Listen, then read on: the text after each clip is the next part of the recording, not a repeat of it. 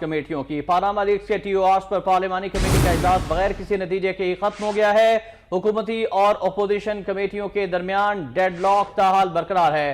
پارلیمانی کمیٹی کی اگلی بیٹھک بجٹ اجلاس کے بعد ہفتے کو ہوگی۔ آج کے اجلاس میں بھی کوئی پیش رفت نہیں ہوئی ہے، یہ بتانا تھا اعتزاز احسن کا۔ حکومت معاملے پر پیش رفت نہیں کرنا چاہتی ہے، وزیراعظم کے خاندان سے احتساب کا آغاز ہونا چاہیے۔ مزید تفصیلات جانتے ہیں نمائندہ وقت نیوز انور عباس سے۔ انور عباس، بتائیے گا آج بھی اختلافات ہی سامنے آئے ہیں، وہ کون سے نکات ہیں جن پر اختلاف برقرار ہیں؟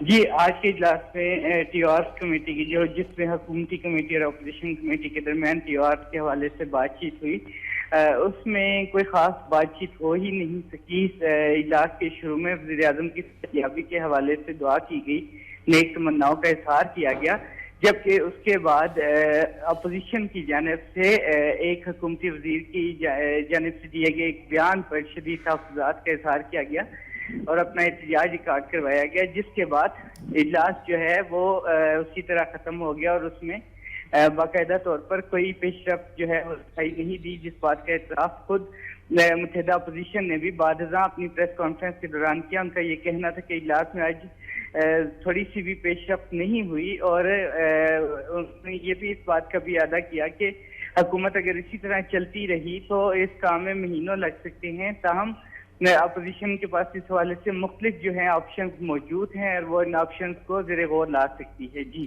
شکریہ آپ کا انور عباس، آپ نے ہمیں آگاہ کیا۔ پارلیمانی کمیٹی کا آج اجلاس ہوا اور ٹی او آرز کے حوالے سے کوئی بھی لاہ عمل طے نہیں کیا جا سکا ہے۔ اس کمیٹی کا اگلا اجلاس اب بجٹ کے بعد ہفتے کو ہوگا۔